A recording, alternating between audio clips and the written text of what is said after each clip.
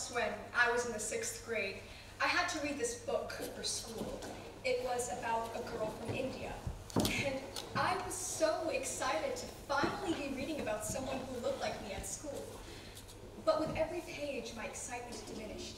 You see, it told the story of this young girl who, in poverty, was sold off for marriage.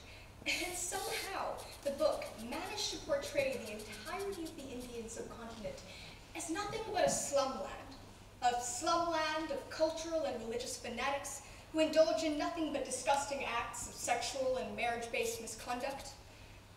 I was shocked. In the classroom, these false stereotypes were translated into everyday conversations, and eventually, teasing about how people who look like me have skin the color of feces, how we eat with our hands and must therefore resemble chimps. That book was fiction, written by a white woman. Take that in.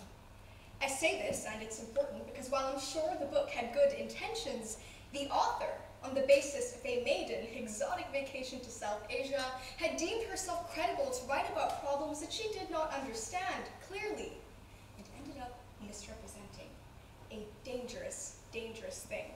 It's paradoxical, really. A book that was meant to broaden our cultural understanding, it did the opposite. So schools try to teach the sensitive subjects of racism, discrimination, sexism, sexuality, consent, the list goes on. But often they're trying too hard, or they're looking in the wrong direction, like the book I read in the 6th grade, for example. So the question is, how do we teach these topics effectively? Well, first of all, let's stop calling them sensitive subjects, right? Topics like race and sexuality, they define us as people. They're human fundamentals. The word sensitive demeans them. So instead, we'll call them life teaching.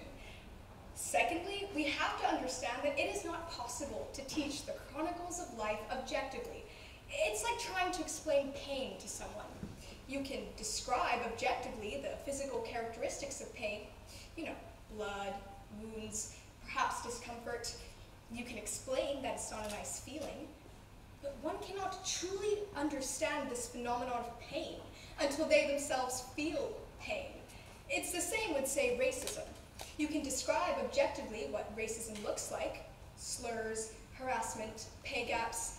You can explain that it's not a nice feeling, but one cannot truly understand racism, what it feels like, until they themselves experience it.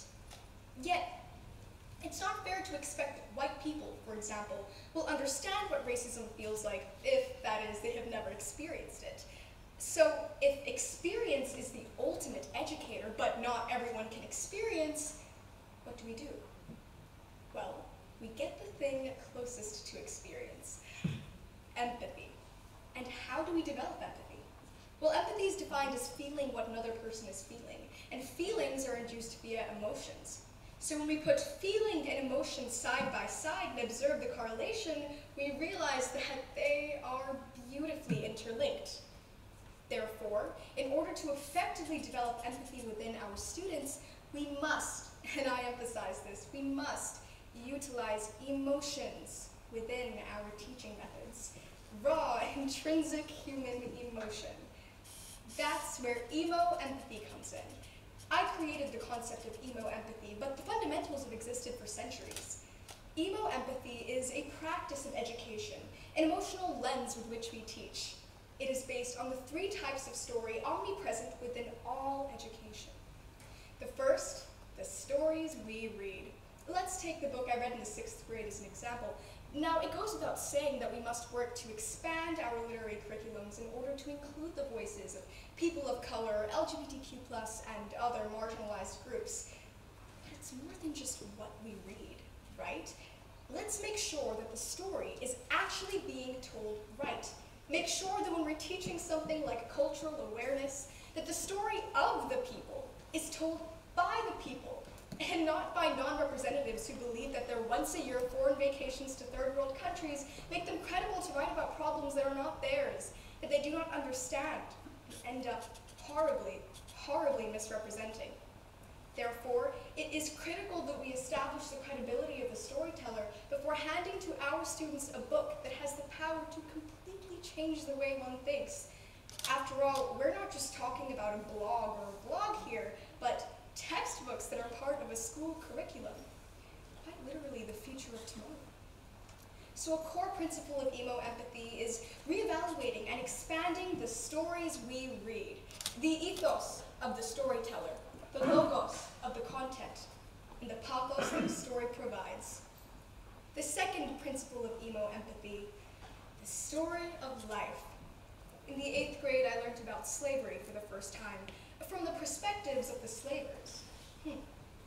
Never in any grade did I learn about the colonization of my people or the stealing of indigenous land. In the 10th grade, I learned about the bombing of Hiroshima and was taught the 5 reasons why the United States was justified in dropping the bomb. And that's it. I kid you not, I go to an IB international school. The key word here is balance. Let's take this as an example. Now, if we had been taught the 5 US reasons for dropping the bomb and Japan's 5 reasons for supposedly perpetuating a war, perhaps then our learning would not have been as one-sided and inherently biased as it was. The story of life can be taught both with emotion and balance. How?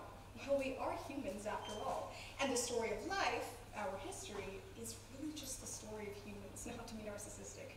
So instead of just presenting the dates and the facts and the statistics, let's talk to the people of the past, hear their stories. Our historical education should be based predominantly on primary sources, anecdotes, stories, diaries, interviews, emoluments. With so many stakeholders and differing perspectives and opinions, history is not objective. We have to stop teaching it as though it were. So let's examine primary sources, lots of primary sources from every perspective, every party involved in an event, not just one or two. What's stopping us? Let's learn how to analyze primary sources, to identify and work with its biases, its prejudices, limitations, weaknesses, reliability. For students can create their own opinions, but in order to do so, you need to provide them with the whole story, and not just a part of it.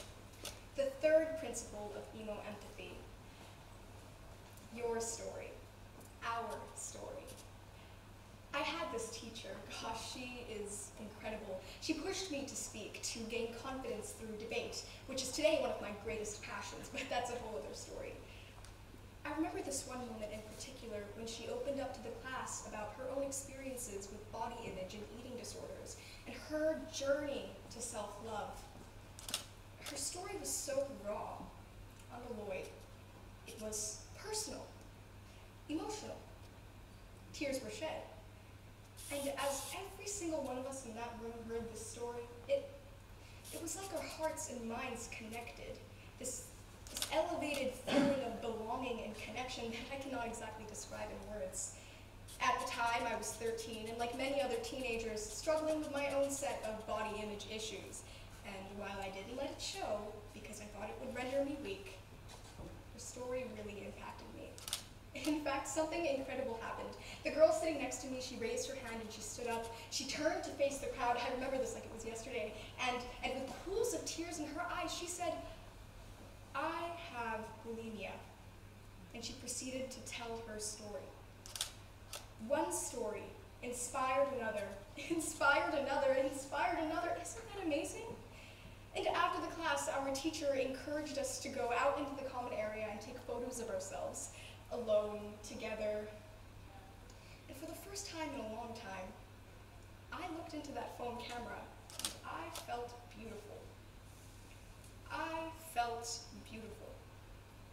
One story completely changed the way I perceived myself. To tell your story, to share experiences, is the most powerful form of teaching. Life teaching. So don't tell your students what to and not to do. Life teaching, like racism, cannot be understood objectively, like 1, 2, 3 lists of mathematical equations. Tell them a story. Get your students to share experiences and for just a moment, be vulnerable. Rid of the formalities of a school environment and really connect with one another. For we are humans, remember? And our emotions are intrinsic qualities that define the humankind, so don't be afraid to use them. They are powerful. This is EmoEmpathy. Read their story, expand the story, and tell your story.